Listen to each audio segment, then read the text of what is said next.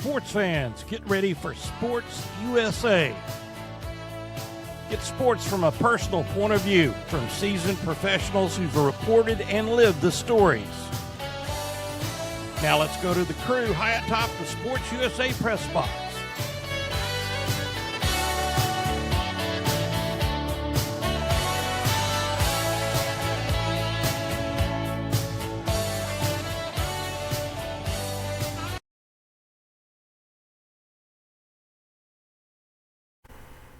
Hello, everybody. I'm John Askins along with Tom Russo, and welcome to our first edition of Sportz-USA.com.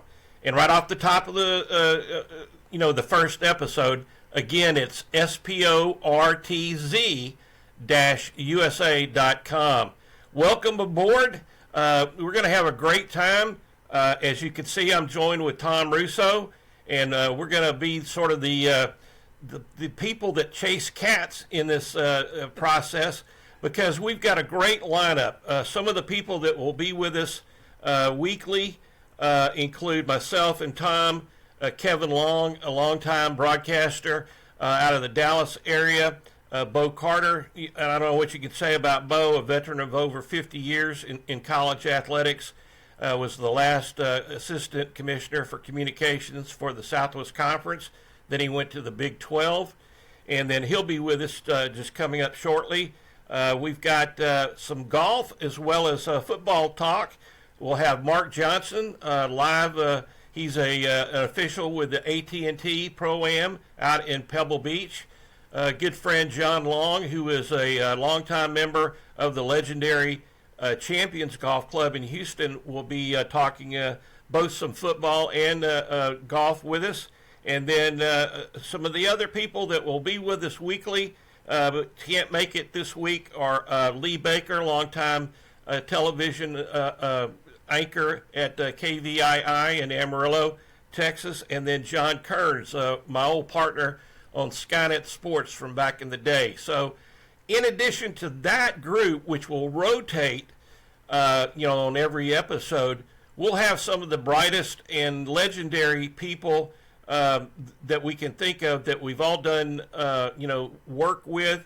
One of the main things that's going to underscore this program is, if you're a sports fan, a longtime sports fan, I think you're going to really enjoy this. We're not going to be talking, Tom, about what's the latest salary cap issues or NIL. We'll talk about name and likeness and image dollars, but that's not going to be our focus. Our focus is going to be on the stories that people that have been in the business 30, 40, 50 years lived and covered, and then know the backstories to it all. Absolutely. I think you're touching on something that I think our viewers are going to really, really like, because they're going to hear stories from all of these wonderful minds that have had a tremendous career and things that need to be done for posterity's sake. You and I were talking off camera about that, and I think that's really important, and I think people are going to enjoy the stories that we tell. I know all of us are kind of hams in our own right, and so this is certainly an opportunity to share all these great stories with our listeners. I guess the name of this program could just as well be Get It on the Record, because there's so many of these stories that when we're gone are going to be lost. Let me just think of an example. Let's talk about the SMU scandal back in the 80s. We'll have people that were there. I myself stood in the back of the room at the press conference where the governor of the state of Texas, Bill Clements, made his incredulous statement that SMU was going to stop paying their players, but they were going to continue the ones they already had contracts with. I turned to Larry White, the SID at that time, and I said, "Did you just hear what I heard?" And that story will be one of the incredible stories, as well as we'll get like Ted Ganji, who was a student assistant in the SID office back then. He's Mr. SMU football now, but he'll have, I'm sure, a rebuttal to everything that we say because he's a big SMU supporter. But that's the kind of stuff that we're going to do. Absolutely. And along those same lines, Bo Carter was actually on the 30 for 30 episode. Exactly. That ESPN did on the Pony Excess. Yeah, I mean, it was a great book, Payroll to Meet, and we'll have all the background information on that. That's just one of the stories that came to mind immediately.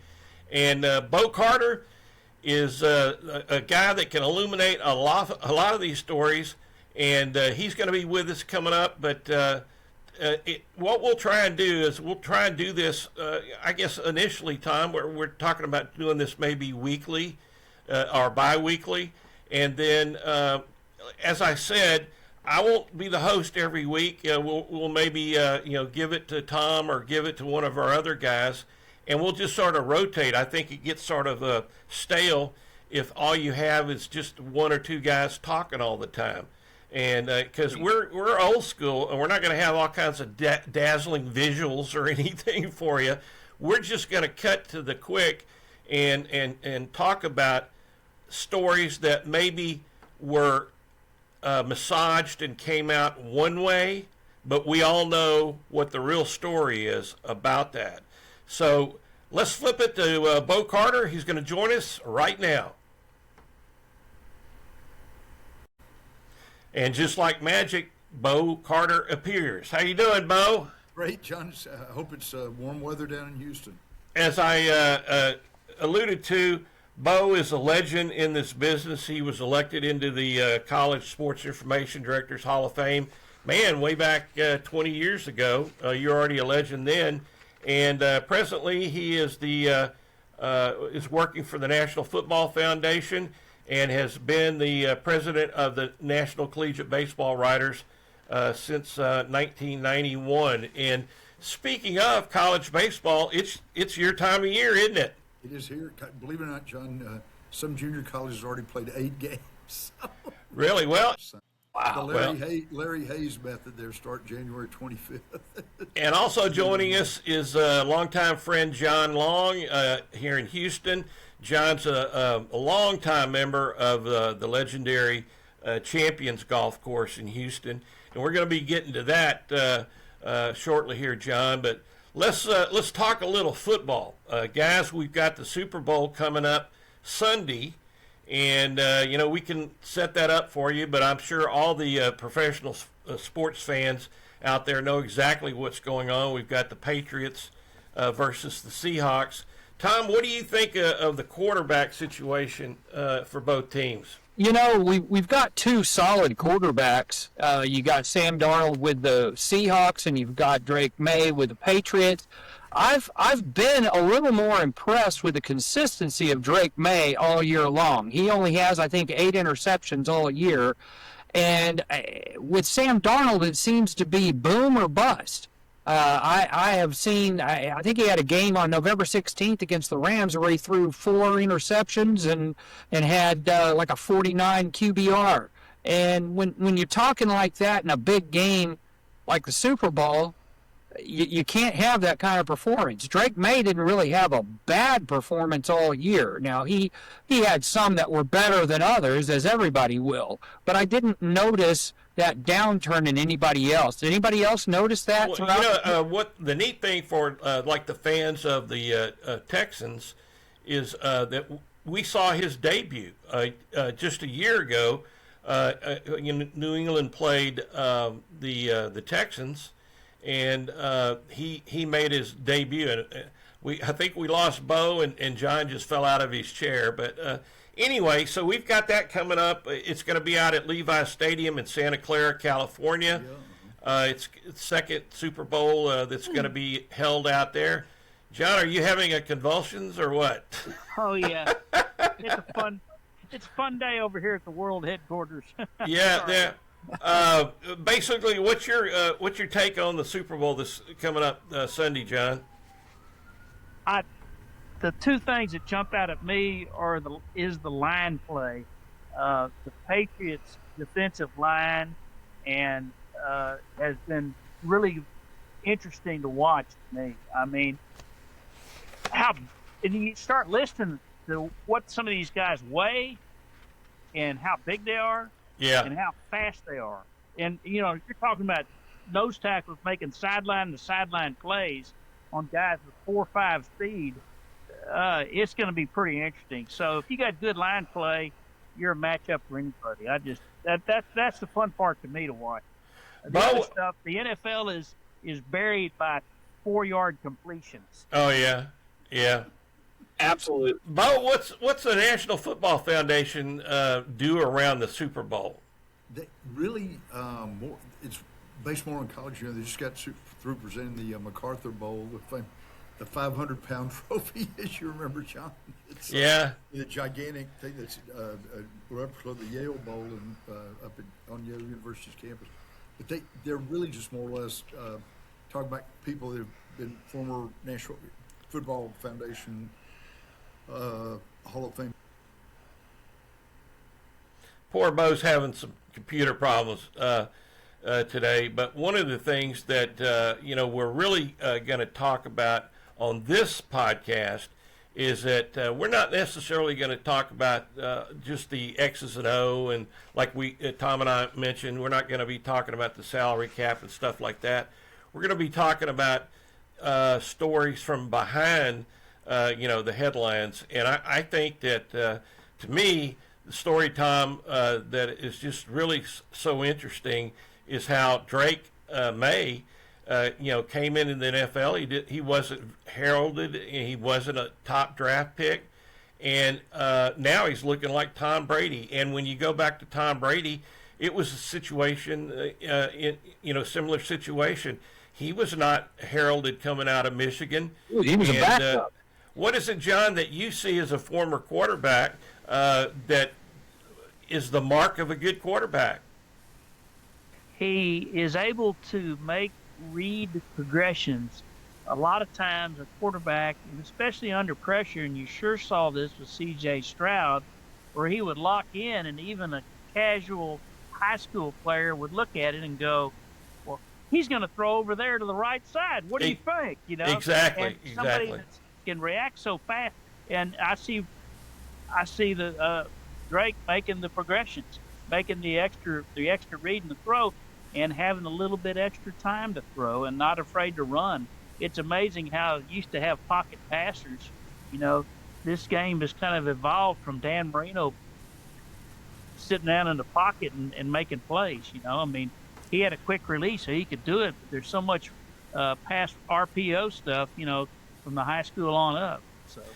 That's the amazing thing about Patrick Mahomes. He can be looking over here, and then he throws to his right, and that's exactly what you're talking about, John. And yeah. Bo is back. And Bo, I know that you have got a meeting that you have to go to. We appreciate you joining us. But one of the things that I want to talk to you about and get you thinking about is this podcast is going to feature people that have been in the business 30, 40, 50 years. And what we want to do is we want to talk about those stories that we experience covering them, that maybe people aren't aware of the background. One of the ones that as Tom and I were talking in the intro, occurred to me was the SMU situation. You were there. I was there. It was just amazing time in Dallas back then. And we may have to do a whole episode and get Ted Ganji in with us and go through the whole progression of how we saw that happening. But, you're going to be a big part of what we're doing because, you came from the Southeastern Conference from Mississippi State.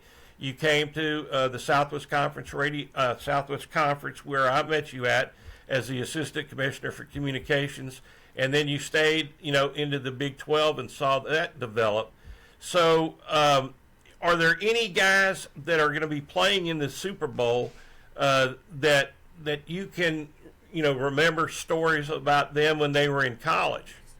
one thing I was going to mention, sorry, John, but have some computer issues. Sam Darnold was the first quarterback from USC in 60 years to start a Super Bowl. Wow. We've had guys that have come in reserve or whatever, but that's one of the great storylines here. But no. Well, you think about USC and their tailback university, and really quarterbacks. You don't see a lot of quarterbacks. You're right from there.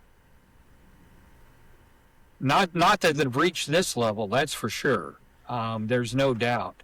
Well, we're gonna say goodbye to Bo because he's having a tough day today with his computer, and but he'll be back with us in our next session, and we'll just pick a subject matter and we'll send it out to everybody, and we'll sort of focus in on that. In that regards, let's talk to John a little bit as we switch gears to golf, and joining us now is Mark Johnson. Man, we were just switching over to golf, and you appear. It's an amazing transition. Mark is out in California. He is one of the longtime officials at the PGA Pebble Beach, signature event out in California. Mark, tell us a little bit about how you've seen this tournament evolve, because we all have memories of growing up, when it was the number one thing to watch, the first event of the year. Well, a lot of you guys may already know that the tournament started out a long time ago by Bing Crosby, and they called it the Bing Crosby Clambake because it was basically Bing just getting a lot of his friends together in the celebrity business and playing golf together and having a good time. And then the pros got involved, and then it was a really popular tournament in that format for a long time before the big sponsors came in, AT&T being the one that's been the significant sponsor in the last, I don't know, probably 20, 25 years. But it has changed a lot. It used to be something that let me back out a little bit. I am a team captain for the largest team of course marshals at Pebble Beach. They call them gallery management ambassadors now, but they're basically what marshals have always done, which is help keep the crowd control, assist the players and their caddies a little bit with finding balls, just keeping general order. I always joke that the number one question that gets asked me all day long is, "Where's the restroom?" And that's closely followed by, "Where can I get wine or beer?" And but it's a great tournament. It's just been made a signature event. It's the glitziness of the tournament has gone down a little bit in the last several years, because when the PGA started having issues with players going off to live, and they didn't know what was going to happen with all the tour players. A lot of the signature players weren't coming to the tournament, and so they got together with PGA Tour and they decided to take the celebrities out of the experience. There's a few amateurs and sports figures, the local sports figures that will come out and play the first 2 days. But then on the last 2 days, it's only at Spyglass and Pebble Beach. And it has been designated a signature event. AT&T seems like a strong sponsor to stay. But it's just the celebrity portion, which it used to be a lot of the fun of it, is now pretty much gone away. And the galleries aren't as big as they used to be. What I'm hoping is that Live and the PGA Tour are going to kiss and make up at some point. And all the players that, over and above the ones that have already defected recently from the PGA back to the PGA Tour, like Patrick Reed and Brooks Koepka and guys like that, once you get all the big players again, I'm hoping that they will also bring back the celebrities again, because I think it could really be a U.S. Open week every year at Pebble Beach, just because Pebble Beach is such a great golf destination. destination. I've been fortunate to work 3 U.S. Opens. I'm getting ready to do the U.S. Open in 2027 when it comes back at Pebble Beach. And there is nothing like the U.S. Open week at Pebble Beach. I've been to a lot of great golf tournaments, and it's just amazing how many people are there, the buzz around it, the noise. It's like the F1 in car racing. And it's still a great tournament. It just doesn't have the size and scale that it used to. But there'll be some good golf, and there'll be a fair amount of people come down to Monterey County to watch them play. Now, Mark, do you think the two different groups? How long do you think this is going to last? I mean, I've seen it as a thorn in both sides for them for a while, and you alluded to maybe they'll kiss and make up at some point, but do you think that's sooner than later? Yeah, it's funny. It's a great question. I think that I thought it was going to be much later until the defection started happening recently with Brooks. Yeah, and Patrick. It really just started happening here recently, didn't it? Yeah, and there's also some rumblings. At this point, Bryson DeChambeau is their banner boy, and he's not happy about some things that are going on. I know that the players were one of the reasons why they went there obviously was money, but another reason was because these guys were tired of always being away from their families and playing 72-hole tournaments. And they wanted to go back to 54-hole tournaments, which was what the LIV was going to do. Now the LIV is going to change that, and they're going to go to 72. 72, holes. Yeah, and I heard he was really upset about that. Yeah, and a lot of the guys are really upset, and they're kind of watching some of the big boys to see what they're going to do. And that may make the agreement a little easier for LIV, because otherwise they're just all going to come back. Almost all of them who have come back have said, look, this is the greatest professional experience on earth. It really is. And yes. And they, I credit Tiger and Rory and people like that have basically kept in touch with a lot of these guys and said, look, don't worry about what's going to happen. We're going to get this worked out. And because I don't blame people for going for the big money. It's like that in every sport now. And but I think a lot of them are realizing, and Brooks especially, they're thinking about their legacy, and they want to get back in the heat of it with the PGA Tour. I don't know if it will be. For me, I almost believe that it's gotten to the point to where it's not necessarily an agreement. Is that I really truly think that at some point LIV might go away, but I don't know. It's hard to guess at this point. Bo, I know you have to go. But how have you seen the new schools coming into the revamped Big 12? Arizona and Arizona State. Let's go all the way back to the Southwest Conference days. How have you seen collegiate golf evolve in your lifetime?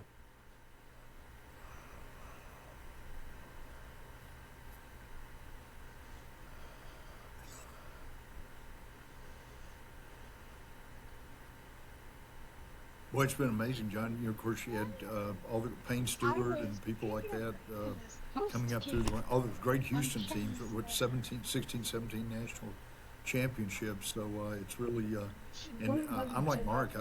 It's interesting how the LIV Tour is really things are going. I think that's right. Whatever, and even that. What is Mark? Correct me. I think. Who can blame them? I mean, really. John, if they offered you $1 million to go out to the LIV tournament and finish last, would you do it? If they offered me anything that has to play golf, you would have to move the decimals over to the left to be closer to the tree. John, not only would I do it, I can guarantee you I would come in last. Okay, Mark, I tell you what, Mark and Bo are going to click off. And we'll be with them next week. But I tell you what, guys, what we'll be talking about is stories that have been accumulated. Mark, you played collegiately at Rice. and we want to hear some of the backstories of things that the public may have heard about, but maybe didn't know the full story. So that's what Sportz-USA is all about, is trying to get people on the record. And I think that's really going to be, our main mission here. So, guys, we appreciate you joining us. Have fun this afternoon, and we'll be back with you next week. Bo and Mark, thank you, guys. Thank you, guys. Good luck. John, as just a fan of both of those organizations, the PGA and LIV, Thank you so much. what's your take on it? Isn't it? If you think back, who was the first guy that defected out of there? Well, it wasn't a player; it was Greg Norman. So, Oh, that's right. kind of a follow the money kind of deal. Why is this guy leaving after putting his reputation on the line to make it go and being pretty much vilified? And then, the two guys that are vilified were him and Phil Mickelson. And, Mickelson, for lack of a better politically correct term, was using the LIV as a pissing post to get some more money out of the PGA. Exactly. I think Mark would have told you. He did that. Yeah, Mark would have told you the same thing. I mean, Mickelson, sadly, has really become nothing but all about the money. Yeah, and it really wasn't, because you could go back and read up on some of this and all the overhead and with the tournament, and then how it wasn't getting back to the players, either from the purses or from their retirement fund. But it's not a glamour. The professional golf is not as glamorous as it's made out to be. When you started talking about the 54 versus 72 hole tournaments, and it's you gotta really perform. You see a kid in high school, you think, oh man, he's going to go pro. Well, no, if he can shoot 5 under and beat everybody in town on an average, then he may have a chance. Right. You got somebody shooting even par is might not even get a college scholarship. So. Well, it's pretty incredible, and just to see that the way that tournament in particular, the AT&T ProAm that we were talking about, which is coming up February 12th, a very busy week out in the Marks area. They've got the Super Bowl coming up on Sunday, and then the tournament dates start the 12th through the 15th out there. And, when I was growing up, the Bing Crosby tournament, the Bob Hope Desert Classic, those were all marquee events that, even though people may not be into golf or whatever, they would watch because of the celebrities there. And you think about, I know that Bill Maher sort of at one time took over the Pebble Beach tournament, but that made it fun. And that, to me, that fun's gone away. Well, it has, and I think they're missing out, on something like that. Saturday was more interesting than Sunday, and right. And then you had somebody in contention, like the time that Johnny Miller won, hitting like a hooking 5-iron, hooking 7-wood onto the green, and then hooking 2 holes down 18. I wasn't as interested as that as, hey, that's Bryant Gumbel playing with him. I didn't know that guy could play. Right. And talking about Bob Hope, didn't he write a book called Tales of a Happy Hooker or something? Yeah, he did. That's probably some stories from this. I never read the book, but I knew he wrote it. So there's a big lake on the left of the 12th green and in front of the 12th green out at Champions on their Cypress course, and it's called Bob Hope Lake because he was buddies with Burke and Demerit. He flew a helicopter out there and was hitting a T-ball, and he hit one in there, so they named it after him. It's a par 3. Which hole is that out there? 12. Yes, I've playing out there before. And what is the one that goes along the creek there that is the long? Hogan hurt his leg, and he finished the front 9, and that was his last round of competitive golf. He quit after 9 holes. Yeah. He hit about 4 of them down there from about 220 into the creek. took a large score. I think he shot a 45, so it gives me hope. Really? Well, Rory McIlroy is the defending champion. The purse is $20 million. Just like everything, money is just flooded into these events. I think that's sort of like another story that we could talk about is Daytona, the golf tour, Major League Baseball, and really life. Money has just become over the top in some of these events, and if you build your reputation and you're one of the marquee events, then the money's going to come to you. And you think about these pro golfers. The pro golf tour started as a winter tour, with Crosby, and then they go down to Phoenix and Tucson and San Antonio. But it's really to bolster that reputation, not so much for the money. They didn't make any money finishing 10th place in those tournaments with $10,000 purses, having to pay caddies and travel expenses. They did it to bolster their reputation back at their home club, so their lesson book would be full. Sure. And there were a lot less tournaments back in the 30s, 40s. So TV sure helped that. It certainly has. TV is really the directing force in a lot of these sports. Well, yeah. I mean, you sit back, and I was watching TV the other day, just flipping the channels, and they literally have a thing called ESPN the Ocho now, and they do it every once in a while, and they'll come up with all these. Yeah, they have dodgeball. They have these slip and slide contests and all kinds of stuff that people are paying money for. It's kind of kickball. I saw kickball on it one day, and they have these quote professional leagues on all this cornhole. I've seen cornhole on it.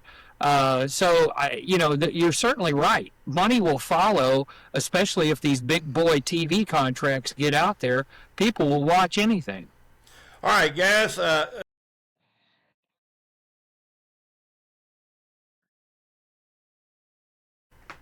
All right, and also joining us, longtime sportscaster. You've been all over the map, from Amarillo, Lubbock, to Dallas and Montgomery, is Kevin Long. Hey, you join us today. How's it going there?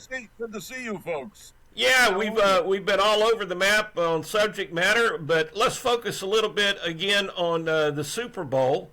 From your vantage point, we've talked about Drake May, the quarterback. And then Tom has talked a little bit about the Seahawks quarterback. What's your take on the big game Sunday? Well, I think if Joe Namath can hit Don Maynard with a few post patterns, the Jets are going to go ahead and win. I know they're a 17-point underdog to the Colts, but I just don't think Johnny Unitas is going to be all that effective, and I think the Jets are going to pull the upset. That's number one. All-time favorite Super Bowl, John. Right? Speaking of Johnny Unitas, I got to throw in a story here. I'm in the Denver airport one afternoon, and I'm walking to the gate, and there's a guy walking straight towards me down the concourse, and he was doing something, he wasn't looking, and I almost bumped into him, right face to face, and it's Johnny Unitas. And, back in those days after his retirement, a lot of those NFL players really sort of struggled to come up with something to do, but he had built I believe, a furniture business. And, we chatted a little while, and he was going cross country, doing appearances and marketing his furniture. So it's not quite like that today with these $1 million contracts, is it? No. Probably not. I had a similar thing happen to me with the actress Mary Tyler Moore, where I walked into a restaurant kind of bar type setup, really nice place in Manhattan, where a lot of the sports media hung out. This was when I was working for Newsday, and sat down right next to a person. I couldn't believe it. It was Mary Tyler Moore. Wow. What did she have on her plate?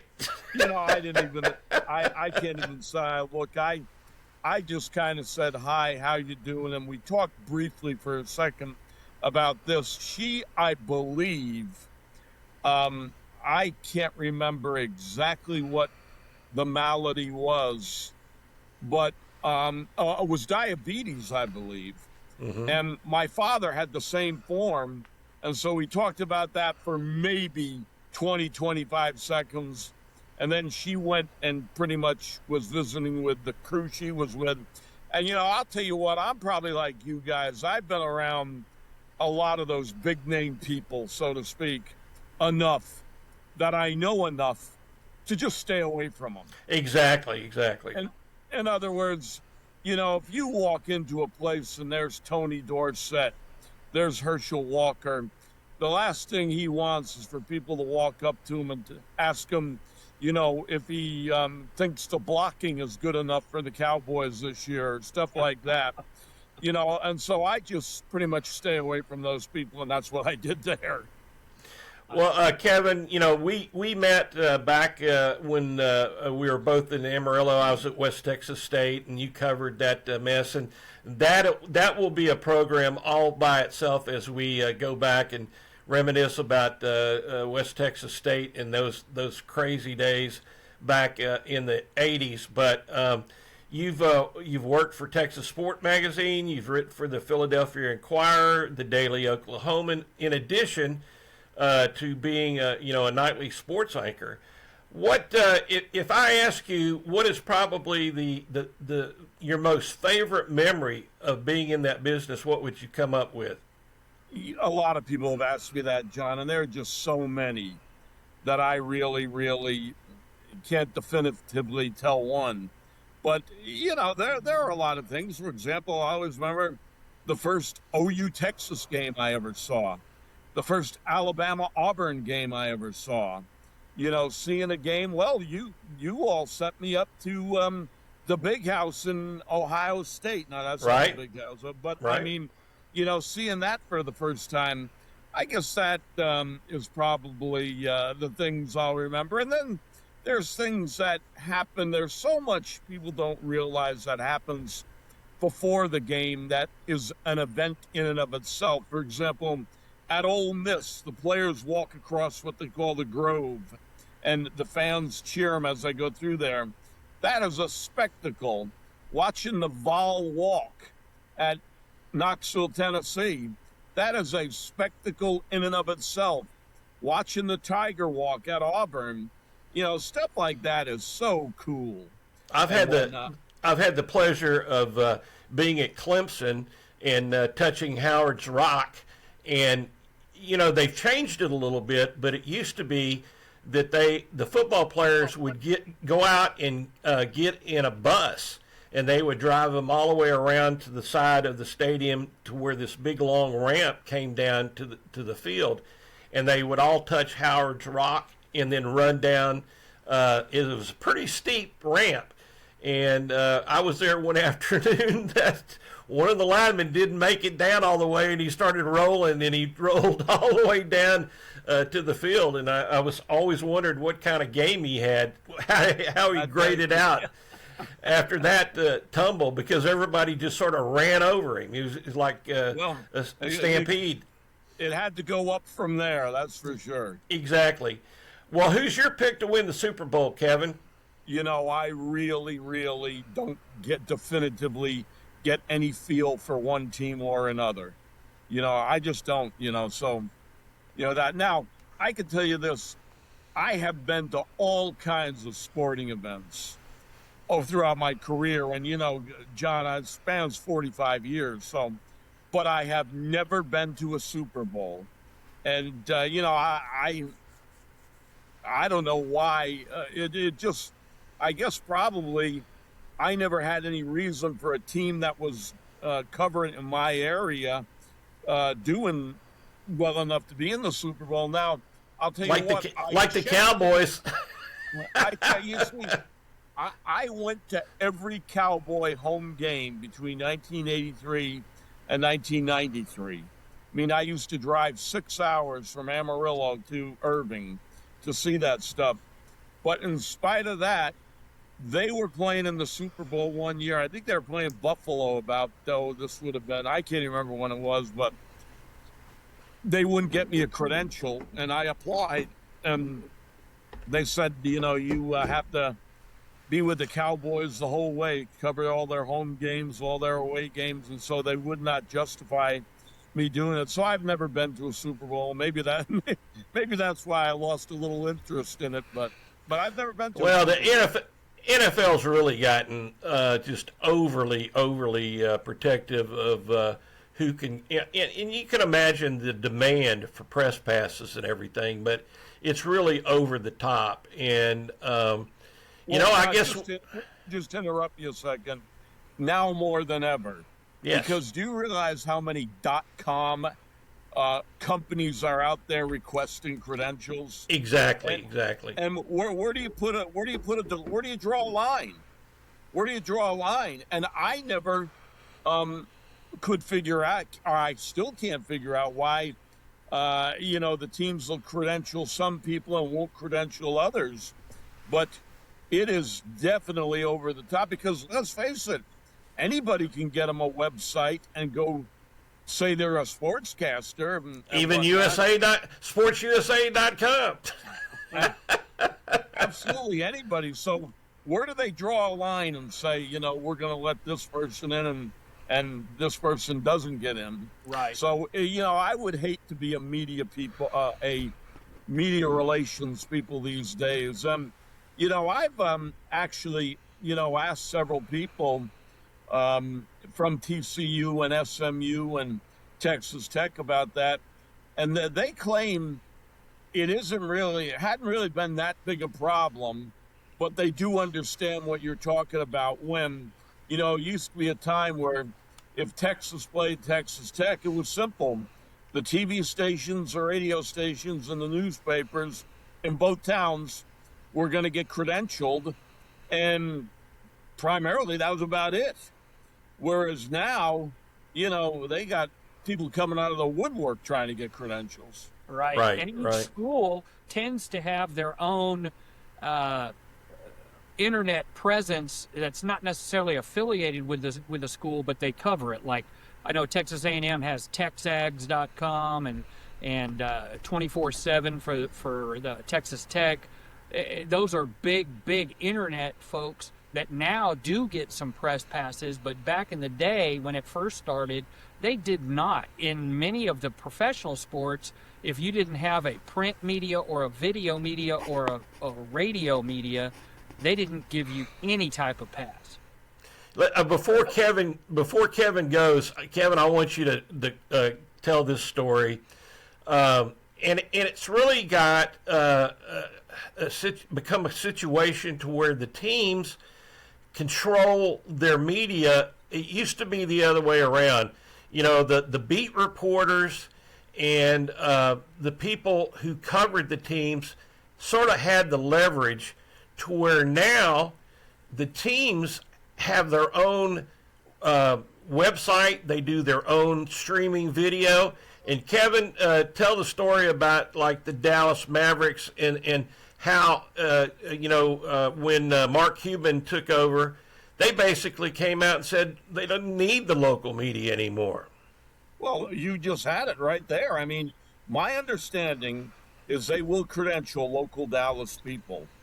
But anybody else, they just tell them, take it off the website. Exactly. Take it off our website. I know this happened a long time ago, back when Barry Bonds was playing.